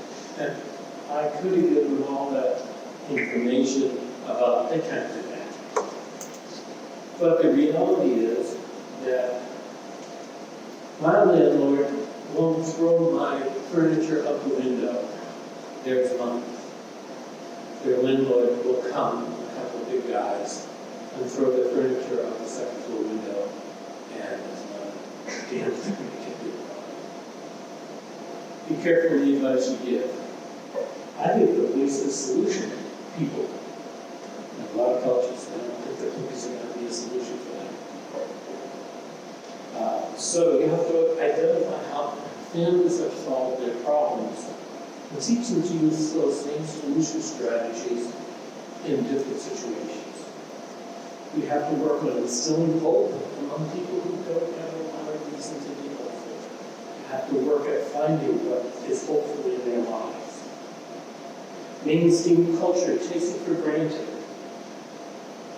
that there's hope, that you can improve, that you can do something. We have to teach people to be active agents of change. It doesn't come naturally to some cultures. Fifth thing we will not change is that we need to embrace continuous learning. During my graduate study, we studied a lot about ADHD. Big guy in ADHD was Phil Kendall, and he had assistants training kids to be more attentive, how to look at what's the most important features to be attentive. Did a lot of that stuff. Did outcome studies and found out that they improved greatly in that, but it made no difference in their everyday life. So what he did, published his research and took a totally different direction because he was going in the wrong direction. Now we know that ADHD is really not about attention, it's about intention. But anyway, what happened was that after what he did, he realized it didn't work. Did something different. You have to know what your mission is and work at it, but don't let mission substitute for continuous improvement and looking at your outcomes. I have worked at agencies and worked with agencies that help disadvantaged families, and services were found to be a little shoddy. They would say, well, it's better than nothing. It's not. They deserve the best, and they deserve your best and working your hardest. You have to measure outcomes, and if the outcomes aren't what you expect them to be, you have to make improvements. If it's effective, you have to look at, is it effective for everybody? If it's not effective for everybody, who is it not effective for, and how can you help those folks? Sixth thing that he's going to be the same is you have to understand how organizations work. Working in bureaucracy really changes things. And you have to know how to work in a bureaucracy. You have to respect boundaries. People have prime agendas in their work, and their prime agenda may not be the same as your prime agenda. Protective service workers, their prime agenda often is putting families back together. And when I work with foster families see what these kids went through, and they don't want those kids to go back to their birth parents because they're afraid what's going to happen. people in protective services, we want to put families back together. The reality is that when kids age out of the service, protective service systems, vast majority go back to their biological parents' age. Let's work with the parents. You have to find out what is the mission of the organization. Correctional institutions do nothing after correcting. Truant officers are not always there to help get kids back to school. And a program for prevent truancy by looking at kids who were in 5th and 6th grade whose older siblings were truant. So we got how we could work with those kids if they're at higher risk.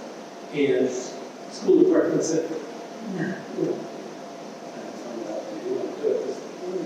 Those kids come to school, what kind of relief from the truant?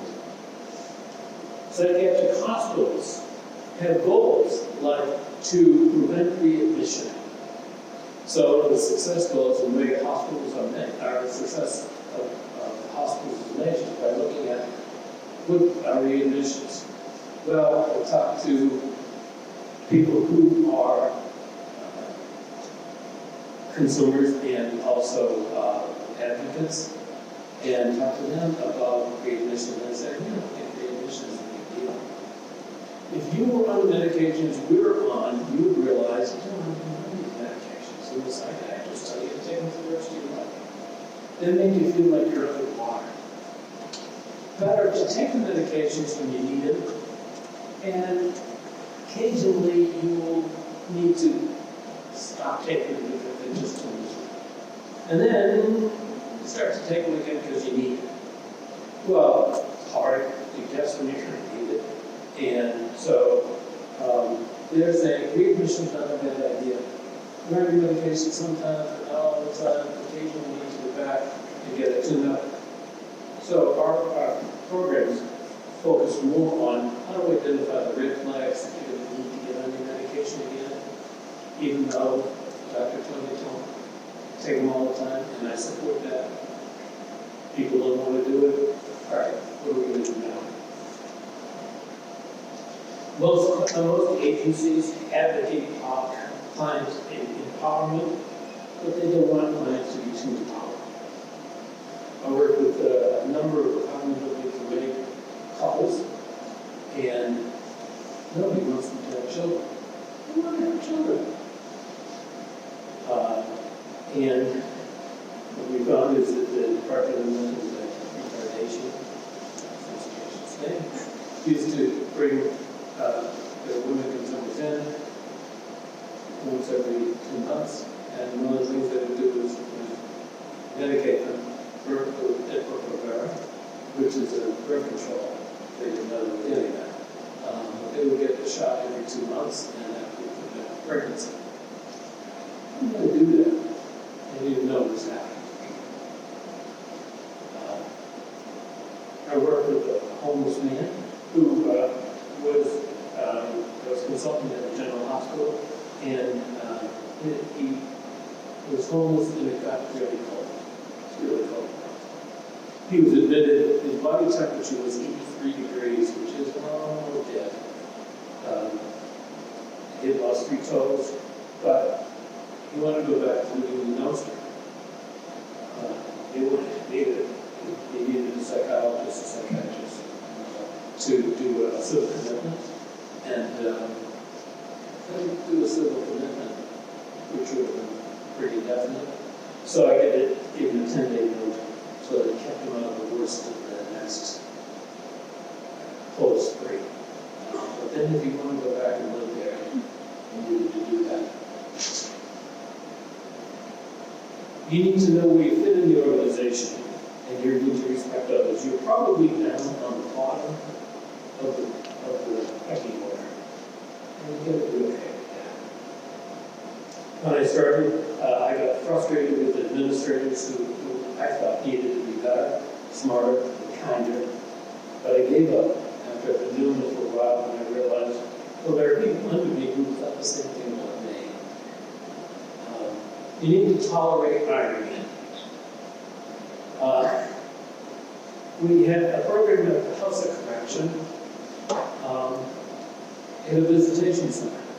Problem was that kids who lived in the community, who had fathers who were at a house of correction, was about 50 miles away, hard to get to, no public transportation.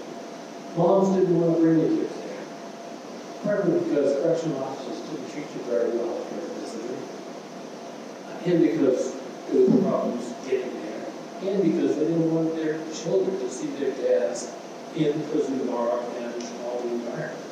So we developed a program, which was pretty early in computer working. They didn't have FaceTime and all that. We had a program where we would put a computer in the house of correction. We got support from a church to put a computer in their basement, and they would do visitation that way. We would send a therapist to the family before the visit. They'd do a little session, then they'd do the visit, then they'd do a recap. We had another counselor who was in the house of correction, and we would do some work after the visit with the unit. We wanted to give kids a chance to be with their parents, their dads. It was hard to do this because they didn't want a computer in the house of correction because inmates are not allowed to have contact with the internet.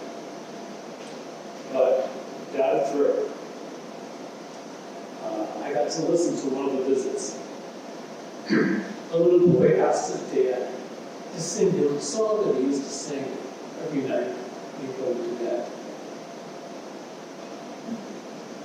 And this guy who was tattooed and big and sang the song, "Stars shining high above you, night breezes whisper I love you, birds sing in the sycamore tree, dream with the dream of me. Sang nighty night and kissed me, while I'm alone and blue as can be, dream with the dream of me." Boy, just thinking about it now, it's telling you, what a great visit. They closed the program next week. How can you do that?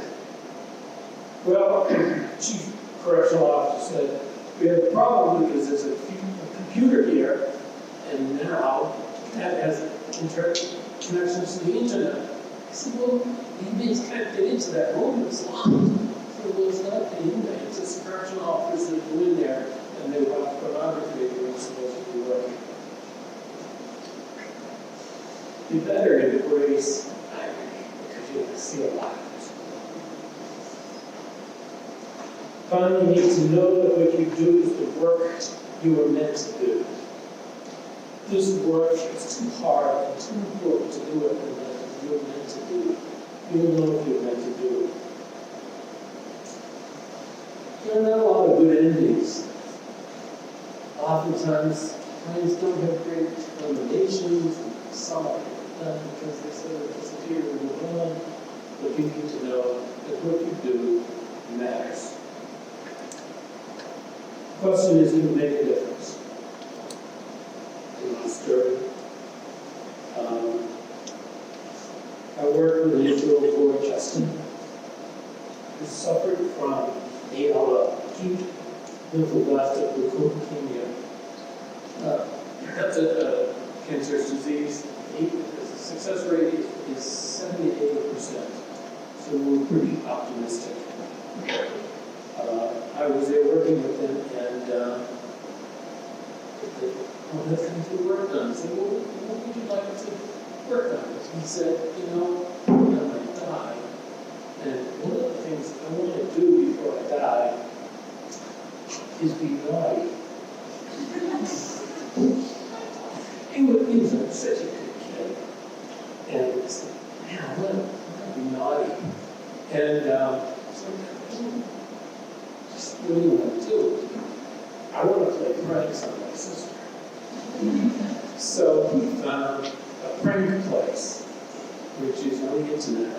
May not even be still in business, but a prank place.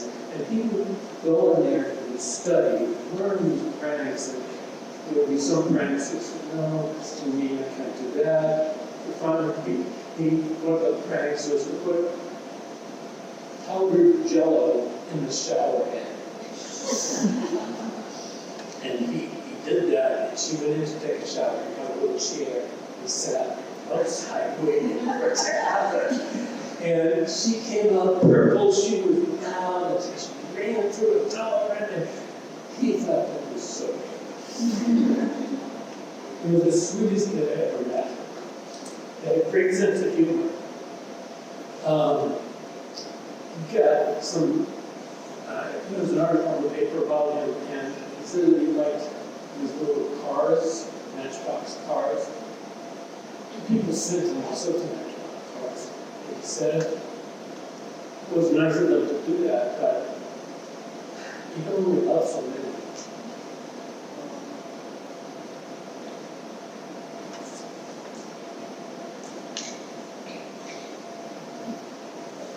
I remember being in with his parents in the kitchen, and Justin was leaning against me. I put my arm around him, and Mom asked, "What's up?" And he looked up at me and said, "I'm tired. I'm tired of being sick." I must have said something. What would I have to say? What did I have to offer them? I think I had much.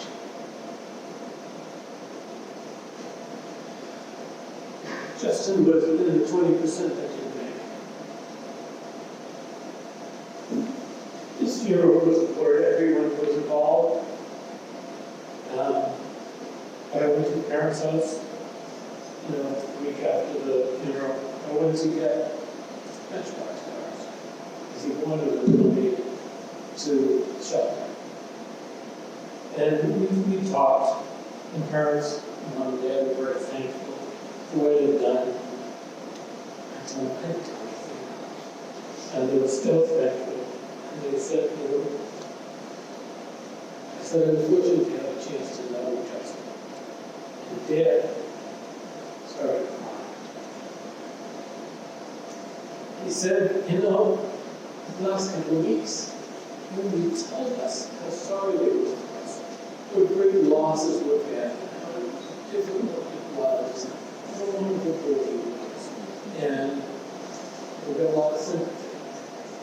We appreciate it, but it means a lot to us. What you did with them. Yeah, too. I said, do you remember that time in the kitchen? Yeah. He said he was so tired of being sick. I put your arm around him, and he looked up at us and said, "You're really lucky." And that meant a lot to us. Everyone knew what we lost. But we're so glad to know someone who knew what we had gained. So, I was a witness to Jason's life. I was appreciated it. So the question is, can you make a difference? The answer is, sometimes you don't know if you make a difference or not. The important thing is that you were there. And sometimes being there, all you got to offer. Great. I went to elementary school at Portage Path Elementary in Akron, Ohio, Midwest. And I came home and I said, Mom, I learned about the devil and sinning and burning in hell. Do I need to be worried? And she said, were you afraid before you were born? And I said, no. She said, it'll be exactly the same when you die. And if I'm wrong, I'll be there to catch you. So I've never really been worried about that.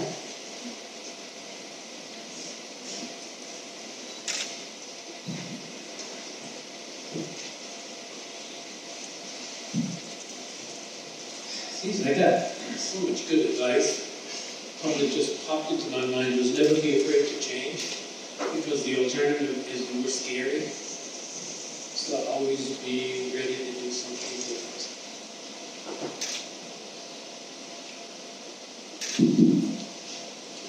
I've probably forgotten almost all of the good advice.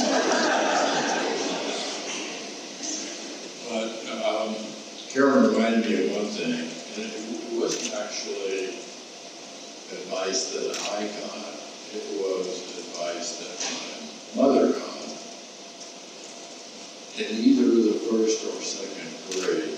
So we had gone in for a teacher conference, and the teacher was saying nice things about me, like, you know, he doesn't talk when he's not supposed to and all that. And it says, well, he has one problem, and that is he starts things and he doesn't finish them. And that's probably been one of the things that has become sort of mantra for me. I end up not letting things go when I probably should have. All right, well, I'm going to turn it to you all and ask for questions if you have. Edward? So a pretty similar question that I'm asking. What was the most impactful event in your life? So the question was, what were the most impactful event or events in your life?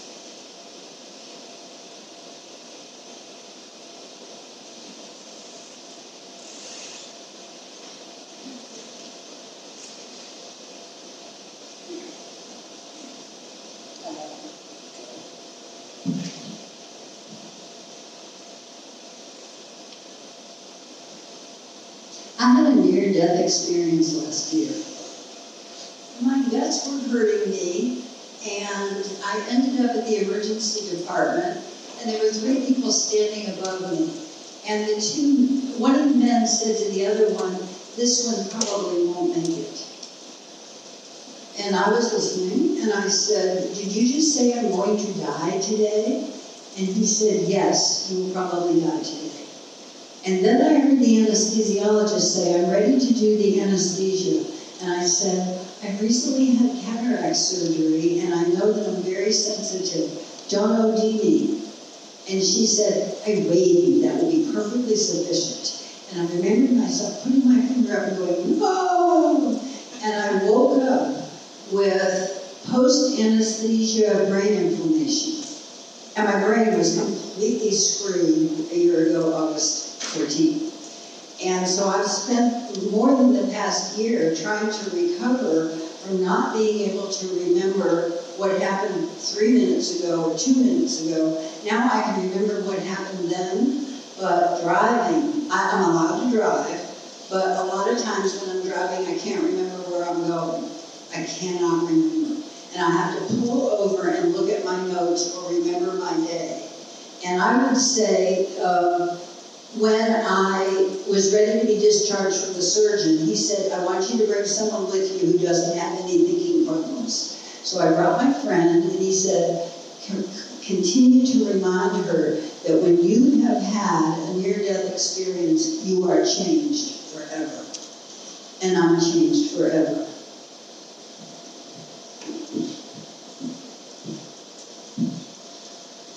Gee, wouldn't you think that life change experiences would happen like in grammar school, in kindergarten? Well, we probably did, but, well, I forgot this soon. I fairly recently had a life-changing experience. Since leaving Supplement to Health, I work for the Denmark Foundation, and one of the programs we have is for club foot treatment. And we're just starting up services in the Dominican Republic, and we had it all set, and the hospital was all set. Everything. The family lived 4 hours away, which really relates to like 6 hours. And they were going to go and get services, and it was all set up, and I knew this was not going to work. So I flew down there just for an overnight, got there, met the family who had been throughout the hospital, and they were told, "No, this can't happen today. Forget it, it's not going to And so I said, well, let me talk to someone. What they needed was an entitled American who doesn't take coffee. And so I finally was able to get someone to say, all right, we're going to do this. When you go to get something done at a hospital in the United States, you go and they do some tests and you come back a few weeks later, get some more tests. It takes forever to get anything done. We were outside waiting, and the boy's brother came out and said, they're doing it now if you want to see. So we went in and they put casts around from his waist down. And I went in and saw him on the table. There's a kid who walked on the edges of his feet. And we knew this was just not feasible as he got bigger. And I knew that changing that was a life-altering experience. And he was on the table and he was crying like, this miserable thing, what are they doing with him? He was on a cast from the waist down. And I said to myself, this is a life-changing experience for this boy. And I get to watch it. Now, we all have life-changing experience, and usually you don't even know it's life-changing until a long time later, and you think back on it. I said, I'm here, I'm getting to see this, and I'm part of it. And I said, well, this is a life-changing experience for me, because I learned to appreciate the changes in life, and you never know when they're going to happen.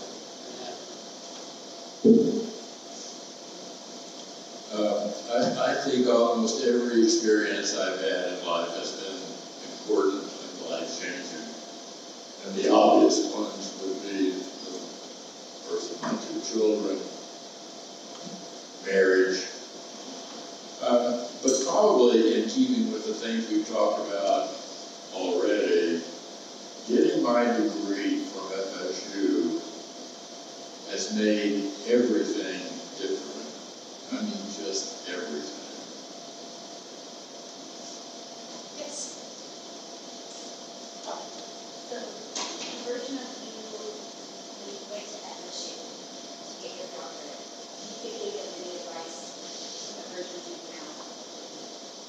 So the question was, the version of you when you went to FSU versus the version of you now, would you give any advice? What would you say to your yourself? What would you say to your younger self? So where you are now, what would you say to your younger self when you were first starting at FSU? Thank you.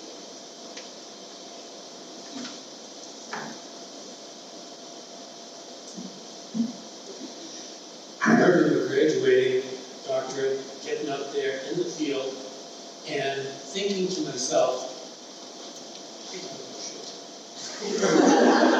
and seeing clients and hoping, don't tell me anything important.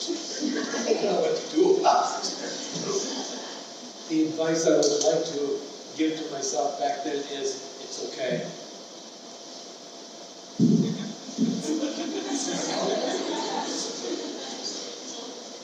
So people talk about what their worst fear is. And when I kind of boiled mine down, it was being homeless.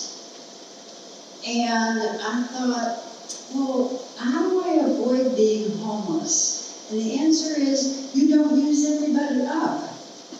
I know a lot of people on the streets now. I talk to people on the streets all the time. And mostly when I say, isn't there one person for you that's there for you? A lot of them say there is not one.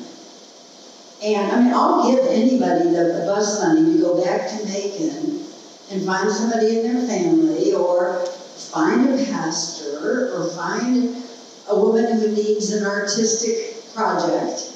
But I thought I won't end up homeless because there are at least 20 people in my family and close friends who would take me in for a little while. And how many of you, if I said I'm afraid of being homeless, how many of you would take me in for a few days? Well, there's 2. 2 of you. Yeah, need their names. I think probably the advice that I've got when I came here is probably the advice that I still would share, and I already mentioned it actually, and that's, there was a sociology professor at my undergraduate college, and he was meeting with a group of students who were going to go to graduate school, and he said, what you have to do is get socialized into the system, don't just sit back. And that's probably still the thing that is really important to me. Yes. I said I have one. Yes, of course. People told me, pick your major professor and your committee really carefully. Like, there's two kinds of committee members. There's the supportive ones like Harold, and there's the pole greasers like Ron. Because they make you climb the pole and then you slide down, and then you climb the pole and then you slide down. So pick the people who will promote you and support you the best. I was wondering how you would cope with emotional burnout working with So how do you cope, and how have you coped with emotional burnout that comes with the work that you do?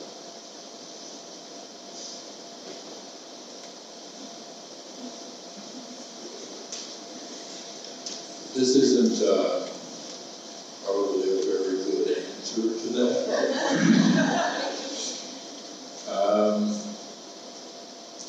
Gary Peterson, well, I would think back about retirement. Oh goodness, what's going to happen now? Well, I don't have a place to go every day, a place to work. Fortunately, FSU said, no, you can still have an office. So there was a place.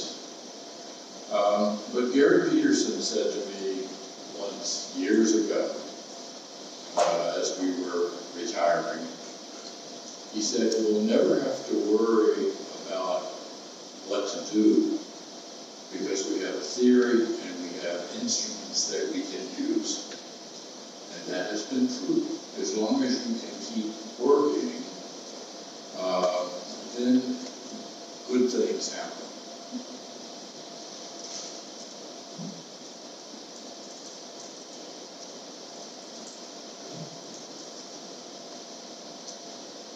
I think I dealt with a lot of clients that just looked like they were going no place good.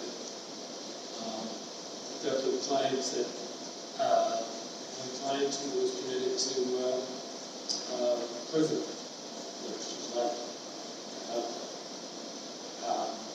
so the question is, how do you deal with burnout?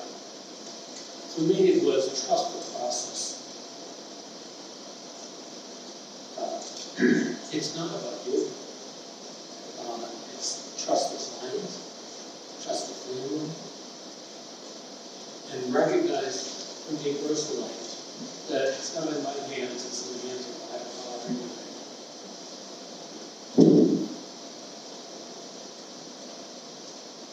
EMDR and tapping.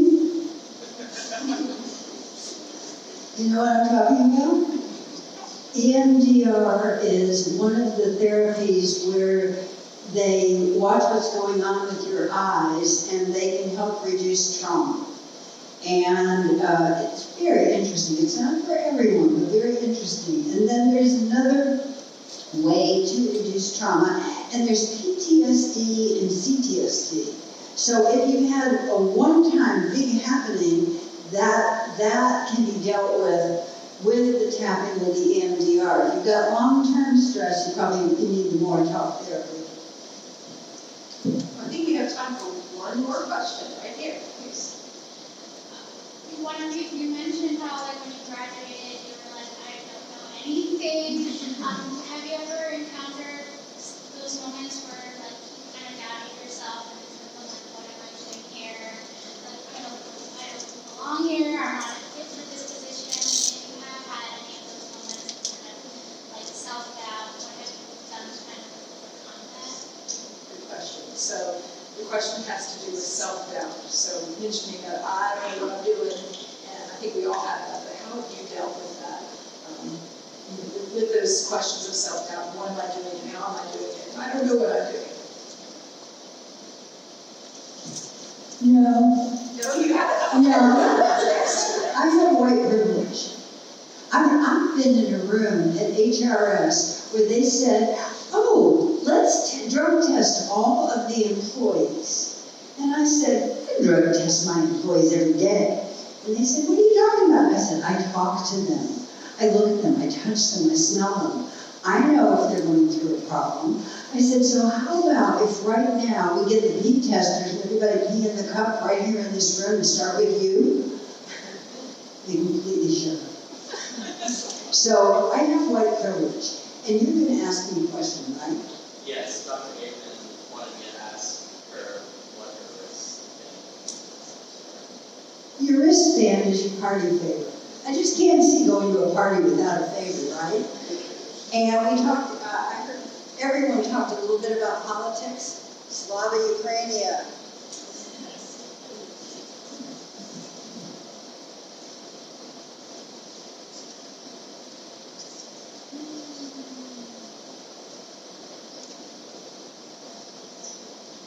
One of the things that I'm dealing with right now in terms of a stressful thing is short-term memory loss.